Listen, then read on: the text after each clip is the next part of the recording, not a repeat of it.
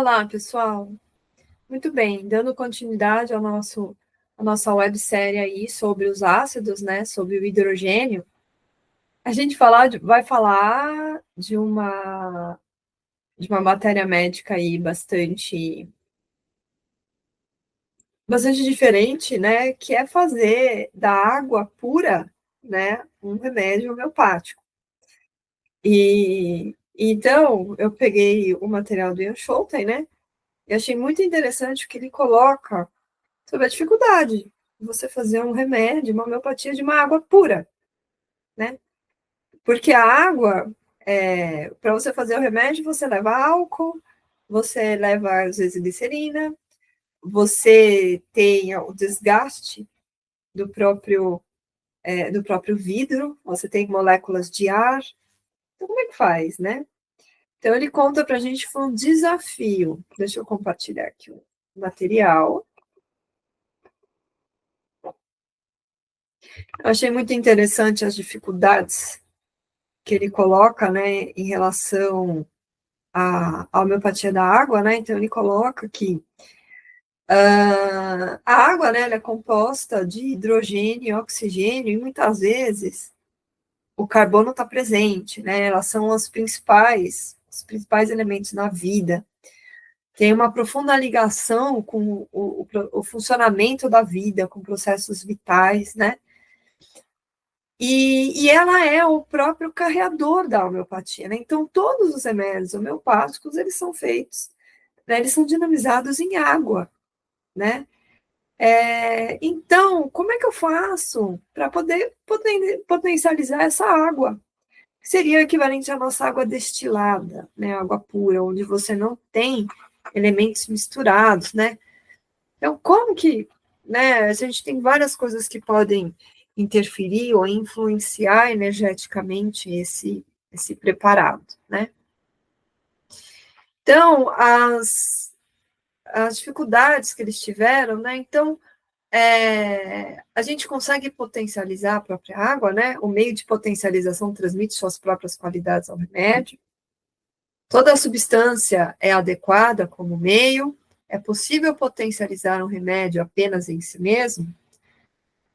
Por que está dizendo isso? Porque uma substância ela é potencializada no meio aquoso ou uma substância potencializada na lactose, né? Quando ela é feita em trituração.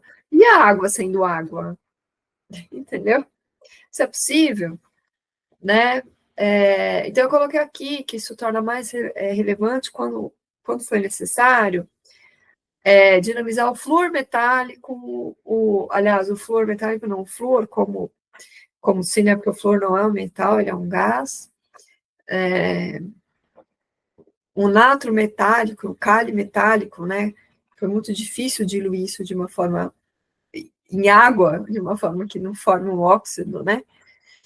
Então, como é que foi fazer isso com a água, né? O que eles descobriram, né? Então, que a água também é uma substância bipolar, tem polo positivo e polo negativo, capaz de formar pontes energéticas fortes e poderosas com as substâncias que são dissolvidas ali, né?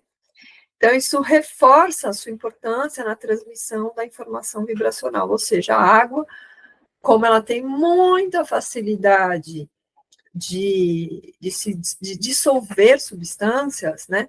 Ela é muito importante para passar informação.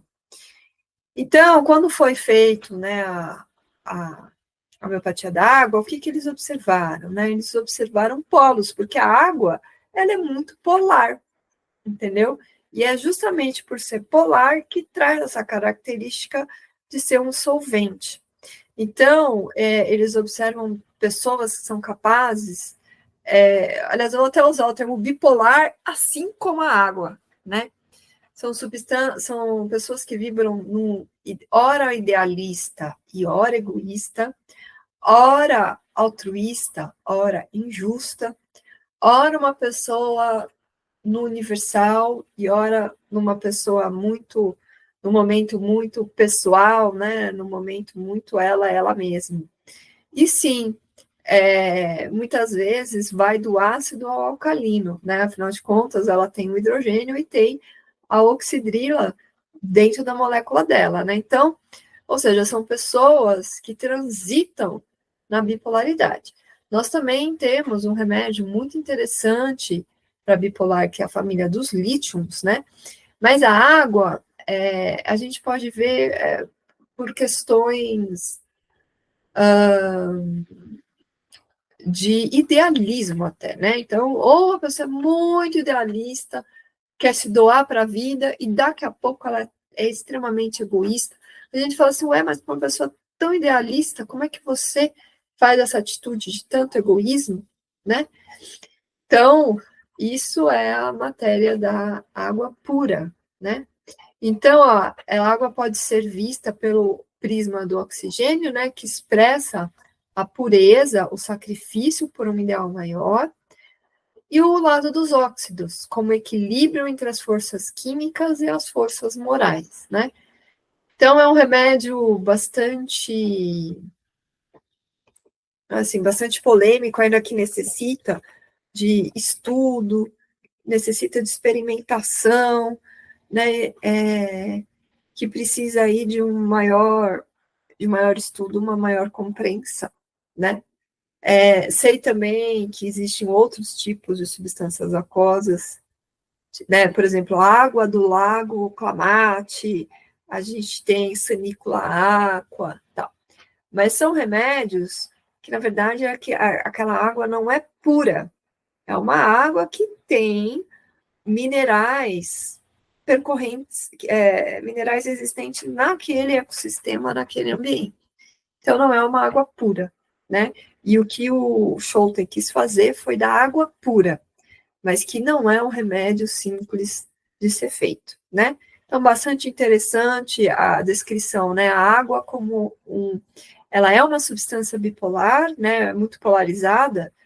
Ela tem um lado positivo muito forte, um lado negativo também bastante forte, e por isso que ela consegue dissolver substâncias, e que isso também vai presente na personalidade, presente nos sintomas, que também são pessoas com questões ideais, né, bastante divergentes, bastante bipolar, tá bom? Muito bem, pessoal, espero que vocês tenham gostado, e a gente vai entrar na família dos ácidos, propriamente dito, tá bom? Então, se inscreve no canal, fica alerta aí no seu Instagram, segue a gente para você não perder nenhuma novidade aí da família dos ácidos, tá bom? Nos vemos nos próximos vídeos.